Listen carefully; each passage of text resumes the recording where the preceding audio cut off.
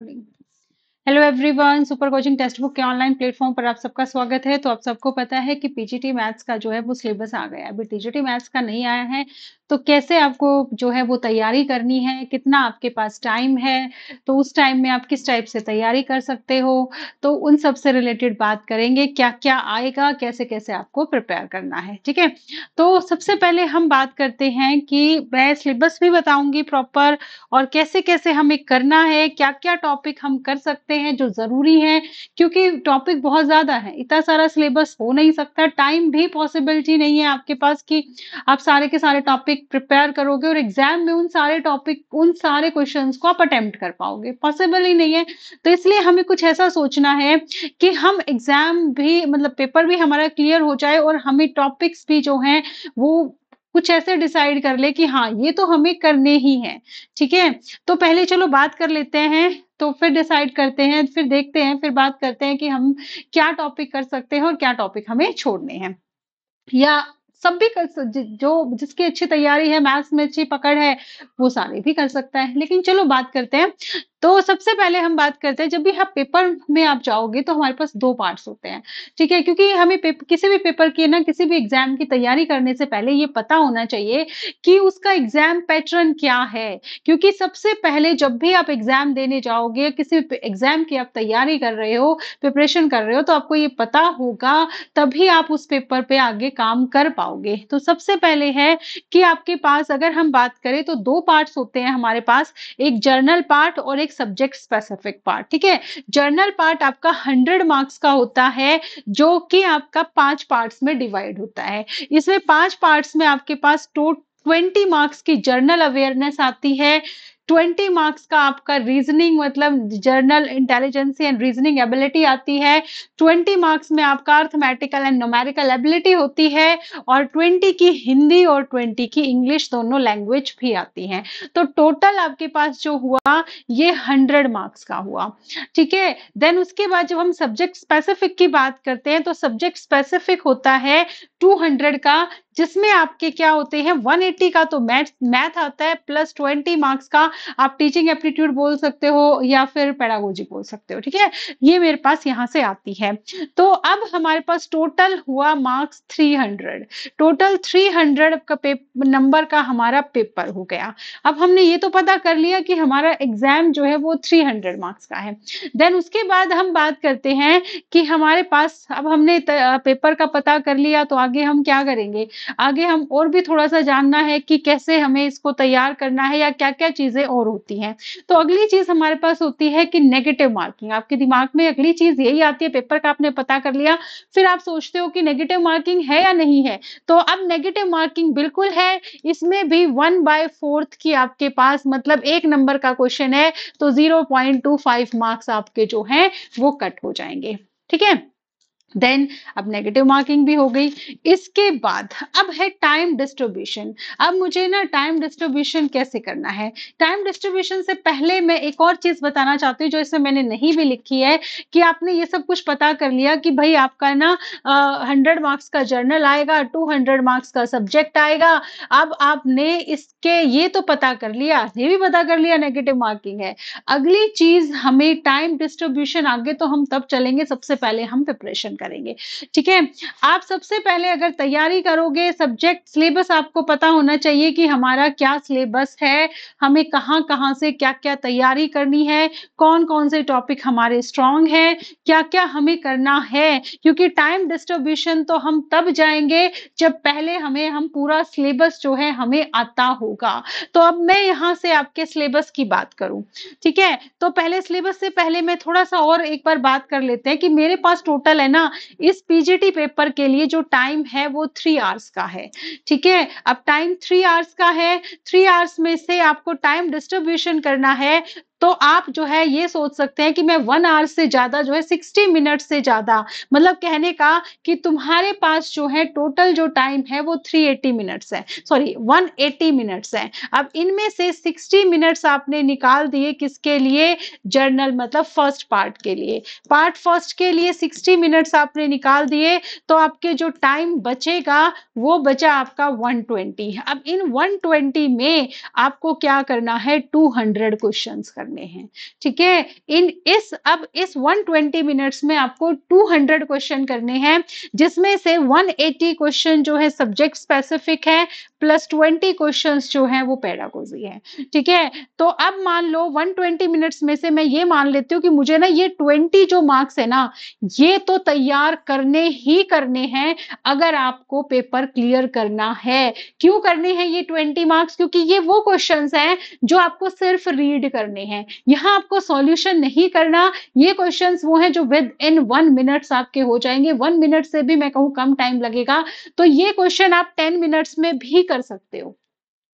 इन पर 10-15 लगा लो, लेकिन ये क्वेश्चंस हमें जरूर करने हैं, क्योंकि 15 मिनट्स में मैथ्स के क्वेश्चंस तो 20 नहीं हो सकते, लेकिन अदर क्वेश्चन हो सकते हैं। तो ये हमारा पेपर क्लियर करने में बहुत मदद करेंगे। मान लो हमने ये सोच के चले कि हमने 20 मिनट इन पे दे दिए, तो इन 180 क्वेश्चन के लिए आपके पास बचे 100 मिनट्स, ठीक है। 100 मिनट में अब हमें 180 क्वेश्चन करने हैं, तो 100 मिनट में 180 क्वेश्चन जो है वो आप कैसे करोगे, अब आपको ये देखना है, ठीक है। बाकी पीजीटी में है ना वो नहीं होता है कि आपको फर्स्ट पेपर जो है वो क्लियर करना जरूरी है, 40-40 चाहिए, जहां तक मुझे आइडिया है। तो आपको जो है वो टोटल जो है वो मतलब सब क्लियर मेरिट बनती है, ठीक है, टोटल की। तो बाकी फिर भी हम ये मान के चले हमने 1 आवर्स, क्योंकि ये है ना ये पार्ट ये मत सोचना चाहे किसी बच्चे का ना कितना भी सब्जेक्ट स्ट्रांग हो, लेकिन जो बच्चा पेपर निकालता है ना हमेशा वो निकालता है जिसका ये क्लियर होता है, जिसका ये स्ट्रांग होता है, ठीक है। इसलिए इस पार्ट को छोड़ना नहीं है। ये 20 और ये 100 ये आपके बहुत हेल्पफुल हैं। क्यों है? ये आपको पेपर क्लियर करने में बहुत ज्यादा मदद करेंगे। क्यों? हिंदी इंग्लिश के क्वेश्चंस हैं वो जल्दी हो जाते हैं, जीके है आपकी काफी जल्दी हो जाती है। तो अदरवाइज मतलब जितना भी है वो पार्ट को स्ट्रॉन्ग करना बहुत जरूरी है, उसको छोड़ना नहीं है। उसको छोड़े बिना हमारा पेपर क्लियर नहीं हो सकता, ये बात भी हमें ध्यान रखनी है। अब हमें ना अब ये देखो तुम, ये 100 क्वेश्चन 180 क्वेश्चन है और मुझे 100 मिनट्स में करने हैं, थोड़ा सा चैलेंज है। तो यही मैं आपको बोल रही थी कि हमें जरूरी नहीं है सब चीजें करनी, हमें यहाँ पर थोड़ा सा दिमाग से काम लेना है। हो सकता है हम सारी भी करें, लेकिन अगर हम थोड़ा सा सोच के एक प्रॉपर एक वे मतलब बैठ के, क्योंकि देखो जब भी हमें टेस्ट क्लियर करना है ऐसे ही तो पढ़ना नहीं होता कि बस लगे रहे अंधाधुंध पढ़ते रहे, इससे पेपर क्लियर नहीं होता। हमें पहले ये भी देखना है कि एग्जाम में किस टाइप के क्वेश्चन आते हैं, कहाँ से मैं ज्यादा से किस टॉपिक से मैं ज्यादा क्वेश्चन प्रिपेयर कर मतलब अटेम्प्ट कर सकता हूँ, कौन से ऐसे टॉपिक है जिनमें कम टाइम लगेगा कि मैं पहले ये टॉपिक तो मुझे करने ही करने हैं क्योंकि ये टॉपिक सबसे कम टाइम लेंगे। तो ऐसे ना हम एक प्रॉपर बैठ के ना एक प्रॉपर एक तैयार करना पड़ेगा अपने आप को, एक टाइम टेबल एक थोड़ा सा वो बनाना पड़ेगा कि हाँ हमें ना इस टाइप से अपने उसको लेके जाना है, हमें इस टाइप से अपनी तैयारी शुरू करनी है, मुझे पहले ये वाले टॉपिक करने हैं, फिर ये वाले करने हैं, फिर ये वाले करने हैं, ठीक है, कुछ इस टाइप से। तो अब पहले ना थोड़ा सा हम बात कर लेते हैं कि हमारे पास जो हमारा सिलेबस है उसकी, ठीक है, कि सिलेबस क्या है, देन आगे चलेंगे। तो अगर हम सिलेबस की बात करें तो हमारे पास जो अब तक DSSB ने कभी भी सिलेबस मेंशन करके नहीं दिया, लेकिन अब की बार फर्स्ट टाइम ऐसा है कि DSSB ने हमें सिलेबस मेंशन करके दिया है, लेकिन वो सिलेबस भी ऐसा नहीं है कि हाँ भाई तुमको बहुत अच्छा कर दिया, हमारे लिए तो बहुत ज्यादा जो है सिलेबस है। तो देखो इसमें हमारे पास है ना, पहले क्या किया है, टॉपिक सारे हैं, पहले बात करते हैं टॉपिक कौन कौन से हैं, फिर देखते हैं क्या करना है और क्या छोड़ना है, क्या छोड़ सकते हो, ठीक है। देखो सेट्स है 11 ये 12 11th का टॉपिक है, पहले 11th और 12th के टॉपिक है relation function, mathematical induction, combination, permutation, binomial, sequence series, elementary number theory, ये ग्रेजुएशन का टॉपिक है। Quadratic geometry, 2 dimensional geometry, trigonometric function, उसके बाद हम बात करते हैं ट्रिग्नोमेट्रिक फंक्शन, फिर कहाँ गया हमारे पास application of derivative vector, 3D statistics, यहाँ तक हो गए डिफरेंशियल इक्वेशन, ठीक है। यहाँ तक मेरे पास जो है वो टॉपिक आ गए आपके, क्लियर नजर आ रहा है ना, इतना सा नजर आ जाएगा आपको, क्योंकि फिर मुझे ज्यादा छोटा वो करना पड़ेगा। तो अब ये तुम्हारे टॉपिक जो हैं यहाँ तक तो हो गए 15 टॉपिक तक तो मोस्टली 15 तक तो सारे जो आपके टॉपिक हैं वो हैं 11th और 12th के। फिर हम यहाँ से शुरू करते हैं। यहाँ पर देखो ये डिफरेंशियल इक्वेशन आपका 12th का टॉपिक है, बट ये एनालिसिस जो है ना ये ग्रेजुएशन का टॉपिक है। ठीक है, ये ग्रेजुएशन का है। इंटीग्रेट कैलकुलस जो है ये ग्रेजुएशन का है, फर्स्ट ईयर का। कॉम्प्लेक्स एनालिसिस ये भी आपका, एलजेब्रा भी आपका। यहाँ पर एनालिसिस में ना सारे पार्ट आ जाएंगे। हम यही मान के चलते हैं कि एनालिसिस में यहाँ जो बात कर रहा है तो वो रियल एनालिसिस भी है, कॉम्प्लेक्स एनालिसिस भी है। तो इसके अंदर रियल और कॉम्प्लेक्स, कॉम्प्लेक्स वैसे इसने अलग से लिख दिया, तो रियल एनालिसिस है तो सारा हम रियल पर रीमान इंटीग्रेबल है, बीटा गामा फंक्शन है, मेरे पास उस वाला जो है सारा पार्ट, प्रॉपर इम्प्रॉपर इंटीग्रल है, वो सारा मीट्रिक स्पेस है, वो सब हम मान सकते हैं कि इसके अंदर सारा है, रियल एनालिसिस के अंदर बात कर रहा है। इंट्रोडक्शन ऑफ टोपोलॉजी, टोपोलॉजी के क्वेश्चन अब की बार भी पीजीटी में आए थे 2021 में। रियल फंक्शन है, ग्रुप थ्योरी है, एल्जेब्रिक टोपोलॉजी है, कॉम्यूटेटिव एल्जेब्रा है, रिप्रेजेंटेशन ऑफ फाइनाइट ग्रुप है, ग्रुप से रिलेटेड पूरा टॉपिक करना है आपको। ये सारा जो है आपका एब्स्ट्रैक्ट एल्जेब्रा का पार्ट आ जाता है। उसके बाद फोरियर जो है एनालिसिस, और यहाँ से matrix analysis, advance complex analysis, advance measure theory, ये आपके जो टॉपिक आ गए ना, अब ये एमएससी के टॉपिक्स आ गए।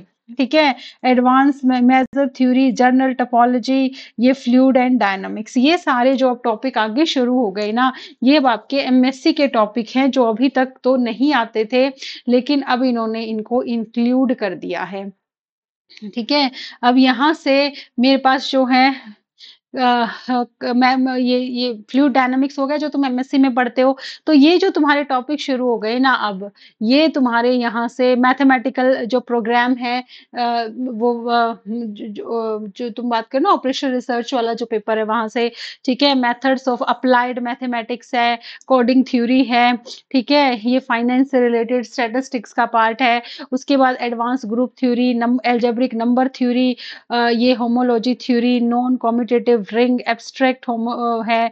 ठीक है, ये फ्रेम्स हैं, वेवलेट्स हैं, ये सब आपका बना एमएससी का पार्ट्स आ गया है। ऑपरेशन हार्ट हिल्बर्ट स्पेस है, थ्योरी ऑफ अनबाउंडेड थ्योरी है, ये सारा आपका एमएससी का पार्ट है। इसमें कुछ कुछ चीजें हैं ग्रेजुएशन में, बट बहुत कम है। ये सारा आपका मोस्टली जो है अब unbounded differential geometry, topology of dynamics, fluid dynamics, metric and determination spaces, linear algebra, inequalities, probability और स्टैटिस्टिक्स, ये आपका 11th और 12th का है। लेकिन इसमें आपको एमएससी के भी सारे के सारे जो मैथ्स हैं वो सारे के सारे मैथ्स इसने कवर कर दिए हैं। इसके बाद जो हम आगे बात करें तो ये तो था आपका, और ये वो टॉपिक हैं जो टीचिंग एजुकेशन एंड मेथोडोलॉजी के हैं। लर्निंग एंड टीचिंग लैंग्वेज ये हमें जरूर करने हैं। क्यों? क्योंकि यहाँ जो मेरे पास है ये बहुत एडवांस है, ये जो पार्ट है बहुत एडवांस है। लेकिन इसमें से ना हमें क्या करना है, क्योंकि हम ज्यादा से ज्यादा है ना सब्जेक्ट के 120 क्वेश्चन अटेम्प्ट कर सकते हैं, वो भी तब जब हमारी बहुत अच्छी तैयारी है, बहुत अच्छी हम ये कहें, या पेपर उसने ऐसा दिया है कि जो स्ट्रेट फॉरवर्ड है, तो 130 तक पहुंच गए, लेकिन इससे ज्यादा हम सब्जेक्ट के क्वेश्चंस नहीं कर सकते। तो पहले तो ना यहाँ से सबसे पहले तो ये देखो कि हाँ मुझे 11th 12th के सारे टॉपिक्स करने हैं। फिर ये देखो कि ग्रेजुएशन के या एमएससी के कौन सी चीजें हैं जो मुझे इजी लगती हैं। देन उसके बाद कुछ चीजें ऐसी जो इजी तो लगती है, लेकिन फिर हमें ना उससे पहले वो चीजें भी सेलेक्ट करनी है। जैसे मेरे पास है ना ग्रुप थ्योरी है, ठीक है, एब्स्ट्रैक्ट अलजेब्रा, लीनियर अलजेब्रा और टोपोलॉजी के जो क्वेश्चंस आते हैं। उसके बाद अगर हम बात करें फ्लूइड डायनामिक्स छोड़ सकते हो, किसी बच्चे का मान लो कोई बच्चा जिसको लगता है कि मैं मैकेनिक्स और डायनामिक्स जो एमएससी वाला है वो पार्ट मुझे टफ लगता है, मैं नहीं कर सकता, तो स्किप कर सकते हो यहाँ से। क्योंकि हमें 10 15 20 क्वेश्चन ऐसे जरूर होंगे, 30 क्वेश्चन जो हमें हम देख देख भी नहीं पाएंगे, क्योंकि मुझे उस 20 नंबर वाले लास्ट वाले पार्ट को तो जरूर करना है। तो हमें कुछ चीजें ऐसी भी होंगी जो हम नहीं, तो यहाँ से तुम छोड़ सकते हो। तो मेरे पास जैसे ये 4 ईयर ये लंबा है, ओडी और पीडी भी आपके पास क्वेश्चंस काफी लंबे आ जाते हैं। इन चीजों को करो एंड में, ठीक है, इनके क्वेश्चंस करो लेकिन बाद में। पहले ये देखो कि कौन से टॉपिक हैं जिनकी मैं बहुत अच्छे से, जैसे टोपोलॉजी वाले पार्ट से बिल्कुल स्ट्रेट फॉरवर्ड क्वेश्चन आए थे, आपको थोड़ी सी भी नॉलेज थी तो आप अटेम्प्ट कर सकते थे। ठीक है, ग्रुप थ्योरी है, वो तो मैंने बता ही दिया, linear algebra, abstract algebra, complex है, रियल एनालिसिस है, ये सारे वो टॉपिक हैं जिनके क्वेश्चन स्ट्रेट फॉरवर्ड मिलते हैं, जिनमें आपको टाइम नहीं लगता है। तो ये सब पहले आप तैयार करो वन बाय वन, पहले 11th-12th करो, देन फिर ग्रेजुएशन वाले टॉपिक करो, उनमें से पहले वो टॉपिक सेलेक्ट करो। मेजर थ्योरी से भी क्वेश्चन तुम्हें डायरेक्ट मिल जाएगा, सॉल्यूशन की ज़रूरत नहीं पड़ेगी क्योंकि मेजर थ्योरी में है ही सारी थ्योरी। तो उसमें भी आपको ना उस थ्योरी को, उस नोट्स को प्रॉपर से उनको कर लेना है, मेन-मेन पॉइंट्स को। ये चीज़ें आपको थोड़ा बहुत है ना एमएससी के अपने नोट्स में से पढ़नी पड़ेंगी क्योंकि ये जो पार्ट्स अब आपका डाल दिया है ना तो यहाँ से कभी भी आज तक किसी एग्ज़ाम में बहुत ज़्यादा ये आते हैं क्वेश्चंस, लेकिन नेट के पेपर में आते हैं। तो आपको नेट्स के पेपर भी हो सकता है उठाने पड़े, वहाँ से एक बार ये देखना पड़े कि अगर मैं मेजर थ्योरी के जो तुम्हारे आगे वाला पार्ट है ना जिसमें 2-2 नंबर के क्वेश्चन आते हैं नेट थ्योरी में, वहाँ से तुम्हें जो शॉर्ट क्वेश्चन है वो मेजर थ्योरी के कौन-कौन से बन सकते हैं, ठीक है? उसके बाद ऐसे ही तुम्हारे पास जो अलजेब्रा वाला पार्ट है, एक्सटेंशन जो है वो भी वहाँ से ही हम उठा सकते हैं। उसके बाद जो रियल है वहाँ एमएससी वाला, जो स्टैटिस्टिक्स है, स्टैटिस्टिक्स नेट में बहुत ज़्यादा पूछा जाता है, वो क्वेश्चंस हैं। तो कुछ चीज़ें ऐसी हैं जो हमें वहाँ से पहुँचना ही पड़ेगा, उठानी ही पड़ेंगी क्योंकि अदरवाइज़ हमारे पास जो है ना पीजीटी लेवल पे इस टाइप के आज तक कभी किसी एग्ज़ाम में क्वेश्चंस नहीं आते एमएससी वाले पार्ट में किसी भी स्टेट के। तो मुझे ये और ये भी है कि फर्स्ट टाइम आपसे ये पूछ रहे हैं तो मुझे लगता है क्वेश्चंस आपके पास बहुत ज़्यादा डीप में नहीं जाएँगे क्योंकि तब होता है जब बहुत बार पेपर हो चुका हो ना, तो उनको लगता है कि हाँ, यहाँ से बहुत ज़्यादा डीप में पूछ लिया। अभी आपको ना स्ट्रेट फॉरवर्ड क्वेश्चंस मिलेंगे अब की बार क्योंकि फर्स्ट टाइम इन्होंने इतना सिलेबस इंक्लूड किया है और ये क्वेश्चंस देंगे डायरेक्ट। तो हमें बहुत ज़्यादा डीप में हर किसी भी टॉपिक के जाने की ज़रूरत नहीं है। पहले 11th-12th सारी करो, ग्रेजुएशन के टॉपिक मत स्किप करो क्योंकि ग्रेजुएशन के मोस्टली टॉपिक ऐसे हैं जो आपको सॉल्व करने की ज़रूरत नहीं है, उसकी आपको थ्योरी की नॉलेज होनी चाहिए, ठीक है? देन फिर एमएससी वाले टॉपिक्स इस टाइप से पहले अपने सिलेबस को कवर करो, ये देखो कि मेरे पास टाइम कितना है, सिलेबस मुझे कैसे कवर करना है। ये सब कुछ करने के बाद ये सारा अगर तुम्हारा सिलेबस जो है हम कवर अप कर लेते हैं, तो ये सब कुछ करने के बाद देन उसके बाद जो है हमें कहाँ जाना है, हमें उसके बाद जो है वो अगले अपने पार्ट पर जाना है जो हमारा अगला जो मैंने आपको कहा था कि हमने जो है नेगेटिव मार्किंग तक कर लिया था। अब हमने बात की थी टाइम डिस्ट्रीब्यूशन फॉर एग्ज़ाम कि अब मुझे क्या करना है टाइम डिस्ट्रीब्यूट मैंने बता दिया आपको किस टाइप से हमें टाइम डिस्ट्रीब्यूशन करना है, वैसे मैंने आपको मोस्टली बता दिया। ये सब कुछ करने के बाद हमने अपनी प्रिपरेशन, हमने टॉपिक्स देख लिए, सिलेबस देख लिए, ये डिसाइड कर लिया कि हमें क्या-क्या चीज़ें करनी हैं। देन उसके बाद अगला जो हमारा स्टेप्स है वो है टेस्ट सीरीज़, ठीक है? टेस्ट सीरीज़ से पहले भी ना मुझे इसको ना इसको 5th पॉइंट बनाना चाहिए था और ये 6th कि हमें प्रीवियस ईयर जब हम अपने तैयारी कर रहे हैं ना, उस तैयारी के साथ-साथ है ना हमें अपने प्रीवियस ईयर पेपर्स को ज़रूर ध्यान रखना है।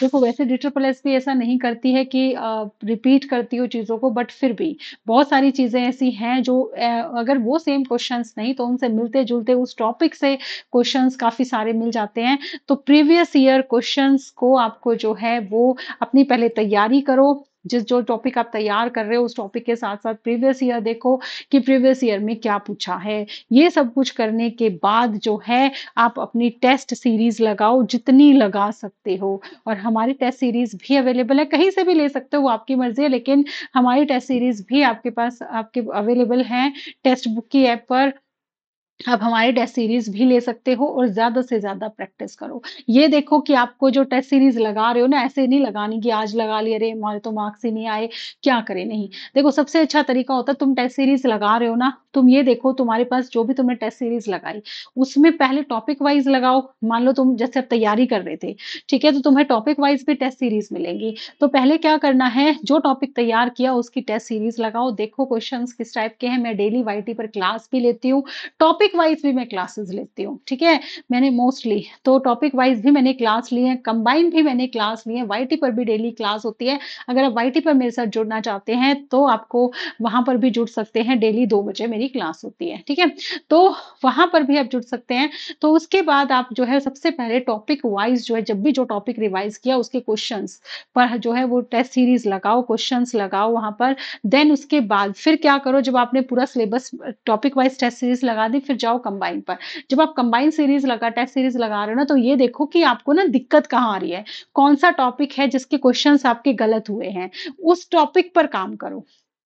ठीक है कि हाँ, मैं यहाँ से जो है ना मेरे बहुत ज़्यादा क्वेश्चन्स में दिक्कत आ रही है, मुझे ये टॉपिक प्रॉब्लम कर रहा है। तो उस टॉपिक को दोबारा रिवाइज़ करो, सेम अगर तुमने बेशक से वो टेस्ट सीरीज पहले कर चुके हो, दोबारा उन टेस्ट सीरीज पर जाओ, उन टेस्ट सीरीज को दोबारा सॉल्व करो, देन फिर जो है आगे, मतलब इस ये नहीं है कि आप छोड़ दिया उसको फिर दोबारा नहीं करना, ऐसा हमें बिल्कुल भी नहीं करना। हमें फिर ये देखना है कि फिर जब ये सब कुछ भी मैनेज हो गया कि हाँ अब मैं मेरी मोस्टली हो रहा है, तो फिर अपने आप को देखो कि आप अपनी टाइम लिमिट को घटाओ, कि जो चीज आप जो है 20 मिनट में कर रहे थे, अब उसको धीरे-धीरे उस 20-20 के सेट को, क्योंकि आपको पता है डी ट्रिपल एसबी में आपको 20-20 सेट्स मिलेंगे, और जो 20 सेट्स आपने एक बार, मतलब जो 20-20 हैं आपके पास, इन 20 क्वेश्चंस को करने के बाद ही आप अगले स्टेप पर जाओगे, आपको नेक्स्ट 20 क्वेश्चंस मिलेंगे। और अगर आपने एक बार एक सेक्शन को सबमिट कर दिया, अब आपने मान लो पहले ये 20 क्वेश्चन अटेम्प्ट किए और आपने इन 20 क्वेश्चन को अटेम्प्ट कर लिया, आप अगले 20 पर जाना चाहते हो तो आपको इसको सबमिट करना पड़ेगा, और इसको अगर सबमिट कर दिया तो वापस इस पर नहीं जा सकते। ठीक है, तो इसलिए अब इसके बाद टाइम डिसाइड करो कि भाई मैंने ना इस एक सेक्शन पर इतना टाइम लगाना है, मैं इससे ज्यादा एक सेक्शन पर टाइम नहीं लगा सकती। ठीक है, तो उस टाइम को घटाने की कोशिश करो, धीरे-धीरे उन दोबारा से उन टेस्ट सीरीज को लगाओ। ये मत देखो ये तो कर ली हमने, अब दोबारा-दोबारा करते रहे, हम तो बोर हो रहे हैं, नहीं। दोबारा उन टेस्ट सीरीज को लगाओ, टाइम मैनेज करने की कोशिश करो और टेस्ट सीरीज ले लो। मतलब किसी ऐसे ये नहीं कि तुम्हें DSSB की तैयारी कर रहे हो तो तुम्हें DSSB की ही लेनी है, पीजीटी की। तुम ये देखो हमारा सिलेबस है, तुम क्या करते हो ना, हमारे माइंड में ना एक फतूर है, अरे ये तो पीजीटी का पेपर, मैं तो DSSB का दे रही हूँ, ये तो किसी और स्टेट का है, या तो किसी और का है। नहीं, तुम ये देखो तुम्हारा सिलेबस क्या है। ठीक है, चाहे वो तुम्हें एमएससी एंट्रेंस के पेपर, एमएससी एंट्रेंस मिल रहा हो, कहीं पर तुम पीएचडी के लिए जो एंट्रेंस होता है उसके पेपर तुम्हें मिल रहे हो। ठीक है, कहीं से भी तुम्हें अपने टॉपिक देखने हैं, इस फतूर को अपने दिमाग से निकाल दो। तुम लोगों में ये है, अरे ये तो ईएमआरएस में आए, तो एनवीएस का करवा रहे हैं, ये हमारा सिलेबस थोड़ी है DSSB का, ये तो टीजीटी का करवा रहे हैं, ये तो ये करवा रहे हैं, ये तो यूपी का करवा रहे हैं। नहीं, इस फतूर को निकालो अपने दिमाग से, अपने टॉपिक देखो, टॉपिक क्वेश्चंस मटेरियल सबका सेम है। वही टॉपिक अगर ग्रुप थ्योरी यूपी में आ रहा है तो क्वेश्चंस कहाँ से लाएंगे, वो वहीं से तो लाएंगे, मटेरियल तो वही है। तो एमएससी एंट्रेंस तुम्हें मिल रहा है, किसी के पास तुम्हें दिखाई दे रहा है कि जैसे नेट आगे सॉरी पीएचडी के लिए यूनिवर्सिटीज जो हैं वो एग्जाम लेती हैं, एंट्रेंस एग्जाम, वो पेपर तुम्हें मिल रहा है। अपने टॉपिक्स देखो, वहां से उनको तैयार करो, उनकी टेस्ट सीरीज तुम्हें मिल रही है, वो टेस्ट सीरीज ले लो। ठीक है, बट उनसे ये देखो कि तुमने जो टॉपिक तैयार किया तुम क्वेश्चन अटेम्प्ट कर पा रहे हो या नहीं। वो तुम्हें तभी पता चलेगा कि तुम्हारा टॉपिक प्रिपेयर है या नहीं, जब तक तुमने उसके क्वेश्चंस नहीं लगा लोगे, अदरवाइज नहीं पता चलेगा। इस बात का ध्यान रखना। ठीक है, और ये तो 7th पॉइंट जो मैंने कहा, टीचिंग मेथोडोलॉजी, ये तो करनी ही है। मैंने ये सारी चीजें तो बता दी हैं। अब एक चीज और जो जो था मैं तुम्हारे सामने डिस्कस करना चाहती हूँ तुम्हारे साथ, उस पर और बात कर लेते हैं कि हमारे पास जो है, हमारा जो है, अगर आप हमारे साथ भी जुड़ना चाहते हैं तो हमारे टेक्स्ट बुक पर भी जो है पीजीटी का जो है वो इस टाइम पे बैच अवेलेबल है। चाहे आप ईएमआरएस की कोई भी किसी भी उसकी तैयारी कर रहे हो, आप टीजीटी, पीजीटी, ईएमआरएस की, एनवीएस की, केवीएस की, या DSSB, टीजीटी, पीजीटी की, तो हमारा कोर्स जो है टेक्स्ट बुक की ऐप पर अवेलेबल है। आप चाहो तो ये कोर्स जो है वो ले सकते हो, जितना भी आपका अभी तक, और टेस्ट सीरीज भी है। ठीक है, टेस्ट सीरीज भी है आपकी, और जितना भी सिलेबस इसमें अभी इंक्लूड हुआ है, ठीक है, वो सारा का सारा सिलेबस जो है मैं अपलोड करा दूंगी। इवन प्रीवियस ईयर पेपर भी मैं जो है यहाँ पर आपके पास सॉल्व करके आपको ऐप पर जो है इस कोर्स के अंदर मिल जाएंगे।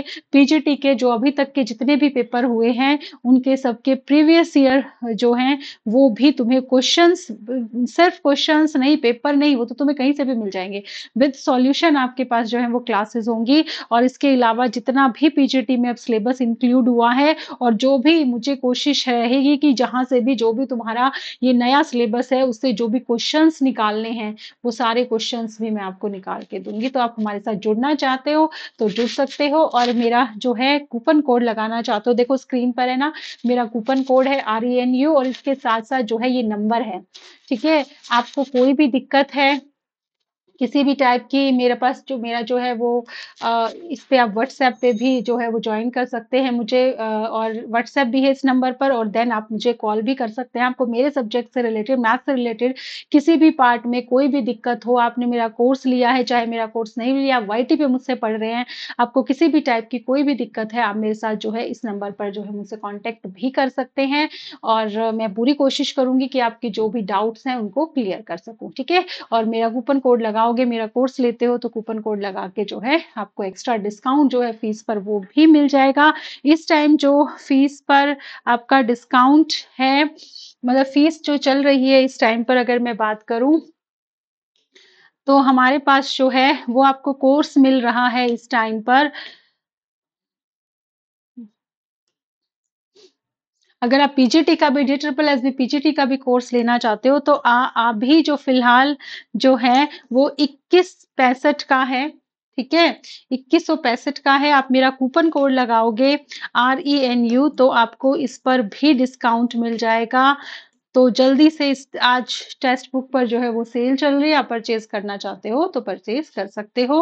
बाकी किसी भी हेल्प के लिए, अगर कोई भी हेल्प चाहिए तो आप मेरा जो है मुझे इस नंबर पर कॉल भी कर सकते हो, और मेरी क्लासेस के जो 2 बजे डेली मेरी क्लास होती है उसके डिस्क्रिप्शन में मेरे टेलीग्राम का लिंक भी आपको मिल जाएगा, तो उस लिंक से आप मेरा, सॉरी, टेलीग्राम का लिंक भी मिल जाएगा और व्हाट्सएप का लिंक भी मिल जाएगा, तो मुझे आप उस लिंक से जो है वो क्या कर सकते हो, ज्वाइन भी कर सकते हो। ठीक है, थैंक यू।